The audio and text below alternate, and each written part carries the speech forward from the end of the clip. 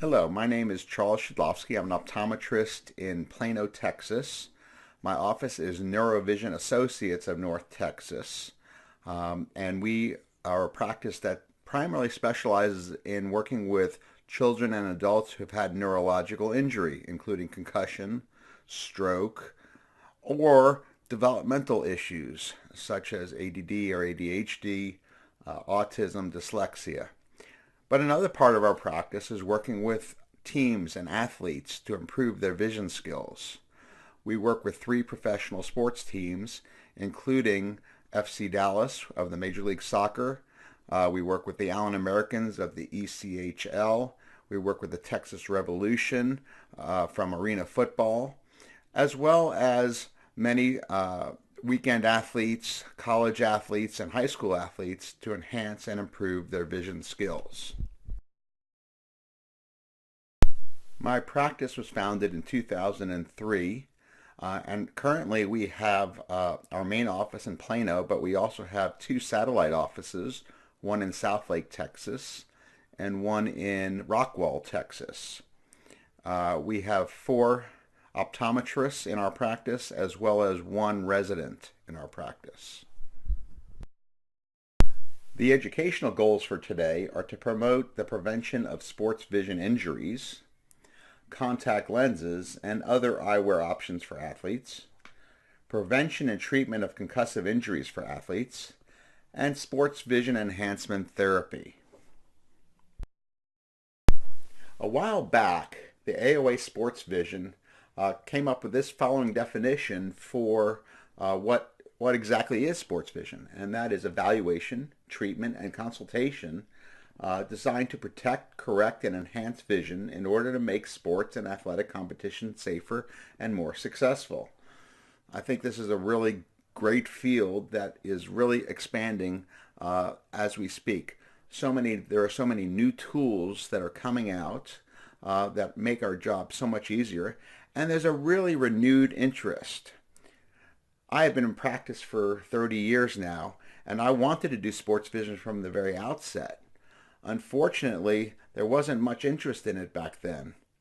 We tried to promote it in the area, and we tried to promote it all over the U.S., and still there was very little tractability to the sports vision world. But with this renewed interest on concussion and the renewed interest in some of the new technologies that have come out to enhance cognitive and visual skills, sports vision is really going through a renaissance at this point in time. The aspects of sports vision are the prevention of sports injuries, visual skill performance screening and testing, refractive status and ocular health, visual skills task analysis, visual skill enhancement, vision rehabilitation, particularly for concussive injuries, eye protection and lenses, and of course research. Many people ask me, so what's the difference between regular vision therapy and sports vision therapy? And if you have a look at this graph, what you'll find is that if you look at the very lowest level, you're going to see primitive reflex integration.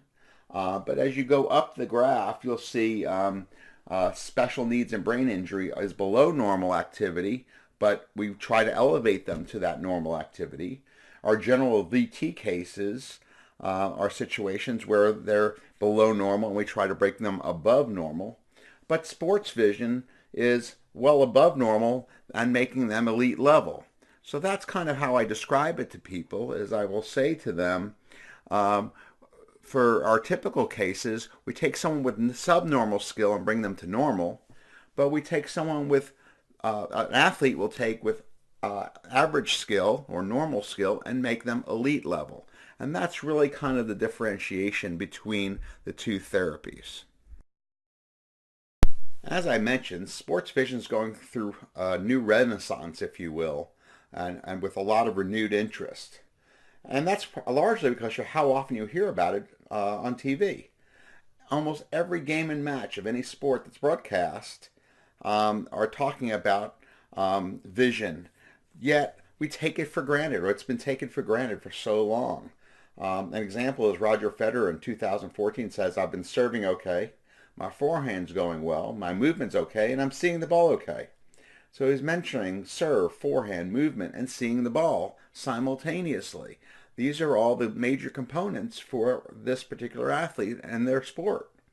Um, Blanton Collier once said that the eyes lead the body, and he uses when describing an athlete, he said he uses his eye to tell his feet where to go. So I think once again, it's out there. People know it exists, but they take it for granted, and that's long been the problem in the sports vision world.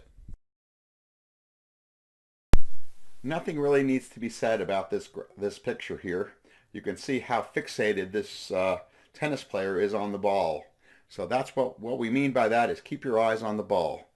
And that goes for any sport that you might play. We're now going to delve into prevention of sports injuries.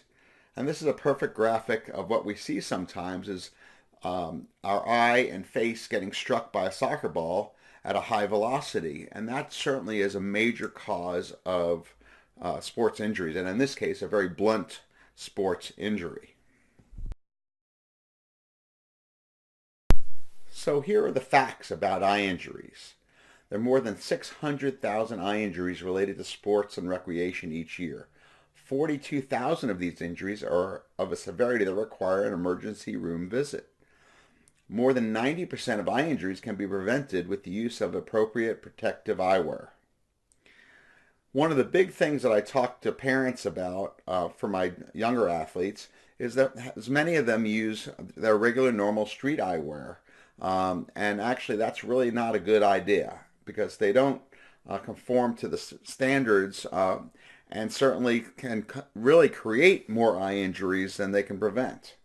So this is really something that we really need to stress with our patients to make sure that they get sports eyewear or other alternatives to eyewear. What you'll see here is these sports are considered to be high to moderate risk of eye injury. And really, if you look at it, most sports are really included in this list.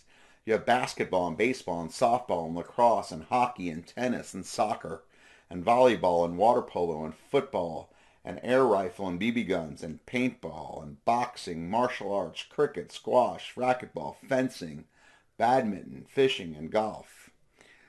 There was a study done in Canada many years ago where when they shifted youth from not wearing any face protection to wearing face protection, and the rate of eye injuries went down obviously significantly with the addition of face protection for the younger athletes. According to the 2002 National Health Interview Survey, 84.6% of children do not utilize protective eyewear in situations that represent a risk of eye injury. And then the increase of use of protective eyewear in sports is the goal of the National Institute of Health, Healthy People 2010. I don't think they've reached that goal at all to this point. I believe this guy could use some protective eyewear, don't you? So now we're going to move into task analysis. And this is a really important and underutilized understanding of how we can analyze the athlete for sports vision. So what we're doing here is identifying the visual needs in a specific sports skill. So some examples that I gave here are hitting a target in archery. It requires a different visual skill than a running back looking for a hole to run through. But most sports can be divided really into three phases. The first one is preparation, then execution, and then follow-through. A proper visual skill task analysis looks at what the athlete's visual system must do in these three phases, and also looks at some visual demands. We also have to understand the purpose of a skill. So there could be a wide range, even within the same sport, of different skills. For instance, tackling a football player, or then again, going out as a wide receiver and catching a ball. Those have different skills. Hitting a target in archery, scoring goals in soccer, or, for example, being a goalie in soccer and stopping goals from going in, and getting an opponent off balance, like in a well-placed tennis shot or something along those lines. So that's an important element, is we have to understand the purpose of each skill that we're analyzing. As I mentioned, most skills can be divided into 3 phases. And I'm going to use a tennis player as an example for these 3 phases. So the first phase is preparatory, and this is where they get ready to produce a forced movement. Okay, so if we're playing tennis and we bring back the racket all the way back and get ready to see the shot. Execution is when we're bringing our racket forward to the point where it hits the ball. Okay, and that's the execution of the shot. And then our follow through is following through that shot all the way around.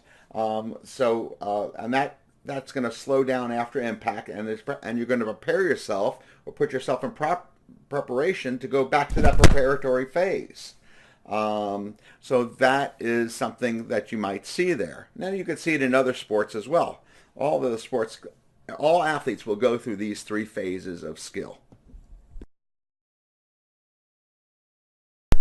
When you get right down to it, there are 3 major vision skills that we need to look at. The first is eye tracking. There isn't a sport out there that doesn't require eye tracking in one sense of the form. The second is binocularity. How do we use both eyes together? How do we maintain good depth perception? How do we maintain good visual contact with the ball? And then central peripheral visual processing.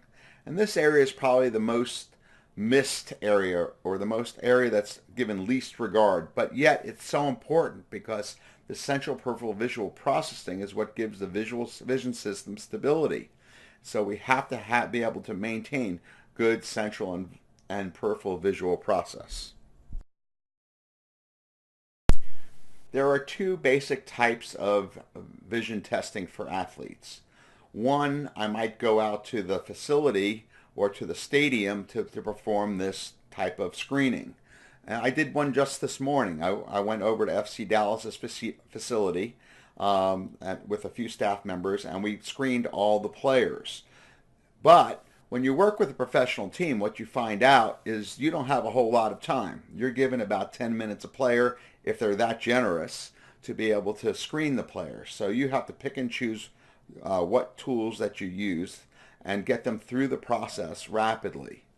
A comprehensive sports vision screening will usually, it's really not a screening, it's more of an analysis, usually occurs in your office. And that's a much more comprehensive testing. We're going to look at a lot of these aspects of the visual system that we've talked about and then we will talk about. But we're going to look at, we're going to do multiple different types of tests also. We might use synaptic sensory station. We might use right eye. We'll do a King-Devic. We're going to do a full eye evaluation. So that type of screening or evaluation is a much more in-depth evaluation. Sometimes I'll see someone on a basic vision screening at their facility and find a few issues that are going on, and I'll bring them back in to do a comprehensive sports vision analysis in my office. And that's a common way that we work to resolve those issues. What really helps is to have a sports-specific vision performance questionnaire. It really helps the whole process of understanding what the athlete's needs and wants are. And what it also does, it allows us to fine-tune the testing protocols for that particular athlete or for that particular sport. Things we want to do is look at how they do the test. Is it with significant effort or with it ease? What is their posture like? This is more important than the actual score. Observational testing is such an important component. We have to become better at this and start looking at how the patient's responding to testing. Quite often, for instance, if they're doing a stereo test, it's not so much that the stereo number, the actual score, is that important, but the speed of stereo is actually probably more important in this particular case. And we can't just live by averages. We have to recognize that these are going to be athletes that are coming to you to develop elite skills. And so we have to develop that superior athletic performance.